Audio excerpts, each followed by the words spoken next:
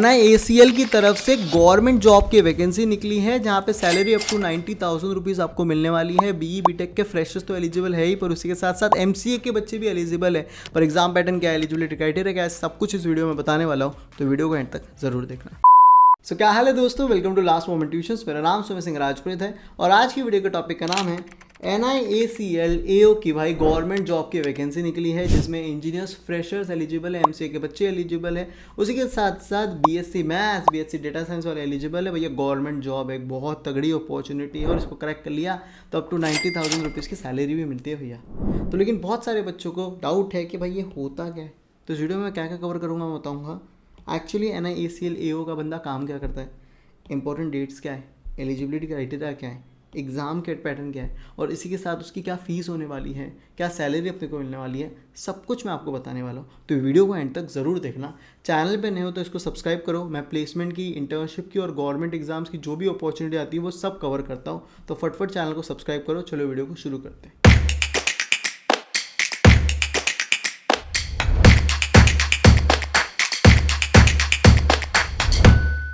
चलो शुरू करते हैं। सबसे पहले ये समझते हैं, बहुत सारे बच्चों को ये भी नहीं पता कि भैया NIACL AO होता कौन है, वो काम क्या करता है। तो बेसिकली इसका जो फुल फॉर्म है वो ये होता है new India assurance company limited administrative officer.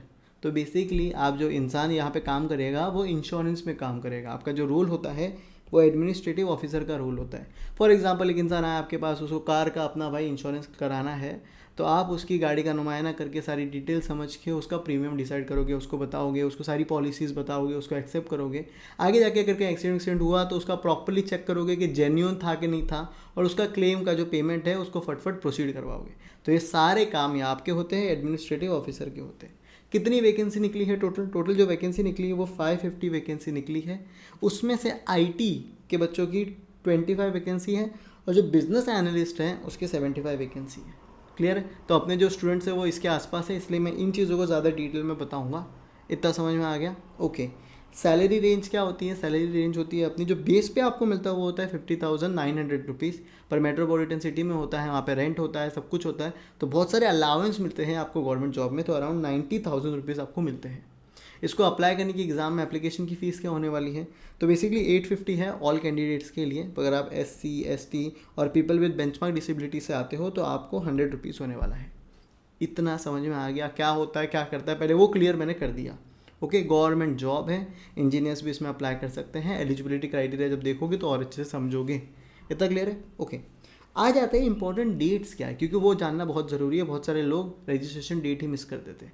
तो रजिस्ट्रेशन 7 अगस्त से शुरू हो गया है, 30 अगस्त इसकी लास्ट डेट है, उसके पहले अपने को फिल आउट कर देना है। इसमें 2 फेजेस में एग्जाम्स होता है, पहला होता है प्रीलिम और दूसरा होता है मेन। प्रीलिम एलिमिनेशन होता है। तो जो पहला एग्ज़ाम होने वाला है वो 14 सितंबर को होने वाला है और दूसरा एग्ज़ाम होने वाला है वो 29 अक्टूबर को होने वाला है। इतना क्लियर हो गया। हाँ भाई, समझ में आ गया। अब आ जाते हैं इसकी एलिजिबिलिटी क्राइटेरिया पे। तो चलो मैं वो आपको बताता हूँ। IT स्पेशलिस्ट की जो एलिजिबिलिटी क्राइटेरिया वो कहा गया है कि BE BTech ME MTech in IT and computer science disciplines are eligible for this. इतना समझ में आ गया। अभी जो करंटली फ्रेशर्स पास आउट हुए वो भी एलिजिबल है अगर आप इसमें आते हो तो। साथ में MCA के बच्चे पास आउट भी इसमें एलिजिबल हैं। इतना क्लियर है। ओके, आपका मिनिमम 60% होना चाहिए। अगर आप SC ST people with benchmark disabilities से हो तो आपको 55 रहेगा तो भी चलेगा। इतना क्लियर है। ओके, बिजनेस एनालिस्ट के रोल के लिए बैचलर्स एंड मास्टर डिग्रीज अगर आपने की है स्टैटिस्टिक्स में, मैथमेटिक्स में, एक्चुअल साइंस में या फिर डेटा साइंस या फिर बिजनेस एनालिस्ट में, तो आप कैसे एलिजिबल हो। बहुत सारे बच्चे जो BSc मैथ्स करते हैं, BSc स्टैटिस्टिक्स करते हैं, बहुत सारे बच्चे BSc डेटा साइंस कर रहे हैं या फिर BCA डेटा साइंस कर रहे हैं, तो आप सारे बच्चे इसके लिए एलिजिबल हो।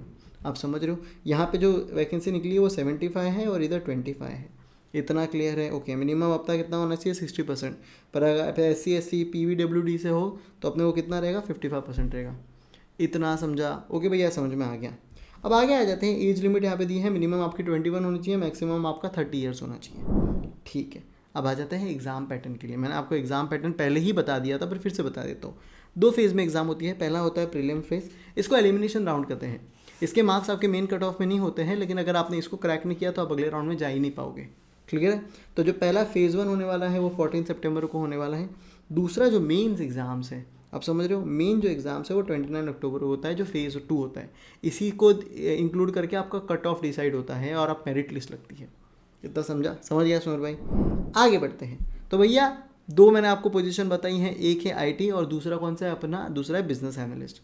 इतना समझ में आ गया। तो दोनों का जो प्रीलिमिनरी है ना उसका सिलेबस सेम ही है, ओके। और यहाँ पे आपका एप्टीट्यूड स्ट्रांग होना चाहिए। बहुत सारे बच्चे हैं जो प्लेसमेंट में भी एप्टीट्यूड की तैयारी करेंगे, तो थोड़ा सा प्लेसमेंट के लेवल से टफ होने वाला है।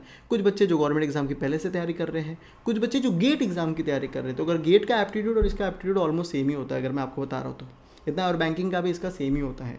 तो अगर आपका एप्टीट्यूड तगड़ा है तो आप आराम से इसको, थोड़ी ज़्यादा मेहनत लगेगी, मैं बिल्कुल नहीं कहता कि अरे आसान है आराम से क्रैक कर लोगे, नहीं, मुश्किल है, लेकिन लाइफ में हर चीज़ मुश्किल है मेरे दोस्त। तो मैं आपको बताया था उसमें क्या क्या पूछने वाले हैं। बेसिकली एप्टीट्यूड पूछा जाता है, पहला फेज़ 1 जो राउंड होता है एलिमिनेशन राउंड, उसमें इंग्लिश आपको पूछा रहेगा। 30 क्वेश्चन होंगे, 30 मार्क्स के लिए 20 मिनट अपने को मिलेगा। रीजनिंग एबिलिटी पूछी जाएगी, डिकोडिंग ब्लड रिलेशन डायरेक्शन वो सब। 35 क्वेश्चन रहेंगे 35 मार्क्स के लिए, 20 मिनट में अपने को उसको सॉल्व करना है। तीसरा क्वांटिटेटिव एप्टीट्यूड पूछा जाएगा, 35 क्वेश्चन रहेंगे 35 मार्क्स के लिए, 20 मिनट में सॉल्व करना है। टोटल सिर्फ 60 मिनट्स मिलेगी अपने को 100 क्वेश्चन से, और 100 मार्क्स का होगा। अगर आपका एक भी क्वेश्चन गलत होता है तो 0.25 मार्क्स अपने कट होते हैं। सेक्शनल कट ऑफ भी है और ओवरऑल कट ऑफ भी है, आप समझ रहे हो, ये प्रॉपर होगा। उसके बाद अगर आप इसको फोड़ते हो, अच्छे से क्रैक करते हो, तो आप राउंड 2 मेन राउंड में जाओगे। इतना समझ में आ गया। ये क्या है, ये प्रीलिम का एग्ज़ाम पैटर्न है। आगे बढ़ते फिर आ जाते हैं जो जनरलिस्ट पोस्ट है, मेन एग्जाम। जनरलिस्ट पोस्ट मतलब बिजनेस एनालिस्ट, उसके लिए बताता हूँ कि भाई मेन एग्जाम का क्या होगा, फेज़ 2 आएगा उसमें क्या होगा। तो फेज़ 2 में भी मोटा मोटा एप्टीट्यूड ही पूछ रहे हैं। मैं बताऊँ, देखो वापस रीजनिंग पूछ रहे हैं, वापस इंग्लिश पूछ रहे हैं, साथ में क्वांटिटेटिव एप्टीट्यूड भी वापस पूछ रहे हैं। एक और चीज़ इन्होंने ऐड की है, वो है जनरल अवेयरनेस। जनरल अवेयरनेस का मैं आपको बता देता हूँ, यहाँ पे हिस्ट्री नहीं पूछी जा रही, करंट अफेयर्स पूछा जा रहा है। आजकल के ज़माने में क्या क्या चीज़ें हो रही है उनके रिगार्डिंग आपको पूछा जाएगा। टोटल 200 क्वेश्चन आने वाले हैं, पर सेक्शन 50 क्वेश्चन, 50 मार्क्स का होने वाला है। टोटल 200 मार्क्स के होने वाले हैं, 150 मिनट्स ही आपको मिलने वाले हैं। इतना समझ में आ गया। तो ये मेंस का ही चीज़ मैंने आपके सामने रखी, किसके लिए, बिजनेस एनालिस्ट के लिए। अब आ जाते हैं जो अपना स्पेशलिस्ट है, आईटी स्पेशलिस्ट जो होने वाला है, उसका भी आ रहा है। आईटी स्पेशलिस्ट अगर आप जानते हो तो बेसिकली यहाँ पे कंप्यूटर साइंस के सब्जेक्ट्स भी तो पूछे जाएंगे ना, इसीलिए तो अपने को आईटी स्पेशलिस्ट कहा गया है। तो इसका पेपर पैटर्न क्या होने वाला है मेंस एग्जाम्स के लिए, चलो मैं बता देता हूँ। ऑब्वियसली यहाँ पे भी रीजनिंग है, यहाँ पे भी इंग्लिश है, यहाँ पे भी जनरल अवेयरनेस है जिसको करंट अफेयर कह सकते हो, और क्वांटिटेटिव एप्टीट्यूड तो है ही, पर यहाँ पे एक और 40 मिनट्स आपको मिलेंगे। 40 मार्क्स का होगा, 40 क्वेश्चन आएंगे, 35 मिनट्स मिलेंगे। एक और है वो, उसको कहता है technical and professional knowledge, stream specific अपने को आएगा भाई, आप समझ रहे हो। और इसमें भी सेक्शनल कट ऑफ होंगे, और अगर इसमें आपने फोड़ा तो आप भैया अपने सिलेक्शन की चीज़ें बढ़ जाती है।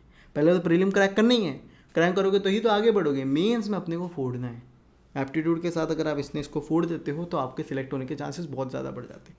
एक बार आपने इसको क्रैक कर लिया तो यहाँ पे जो इसका जो सिलेबस है ये वाली चीज़ का, ये 12 टॉपिक्स है, मतलब इसके अंदर से पूछे जाते हैं। एक और चीज़ अगर आप नोटिस करोगे, IBPS SO ले लो, UPLT ग्रेड ले लो, जितने भी IT के रिगार्डिंग गवर्नमेंट जॉब्स हैं उसमें सिलेबस मोटा मोटा सेम ही है, कोई नई चीज़ अलग से नहीं है। कुछ एक आध चीज़ ऊपर नीचे होगी।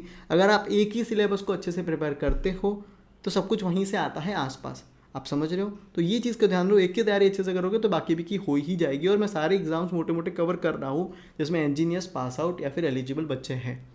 इतना क्लियर है, ओके। एक और चीज़ मैं बता देता हूँ, जो भी आपका मेंस एग्ज़ाम्स होगा ना उसका 75% आपका लिया जाएगा, और उसके बाद जो आपका इंटरव्यू होगा उसका 25%, और इसको मिला के आपकी मेरिट लिस्ट बनेगी और आपका सिलेक्शन होगा। एक बहुत अच्छी अपॉर्चुनिटी है, मुझे लगता है कि आपको इसमें अप्लाई ज़रूर करना चाहिए। और ऐसी 3-4 जगह जब अप्लाई करोगे तभी जाके कहीं ना कहीं अपना होगा ना, और तगड़ी मेहनत लगेगी।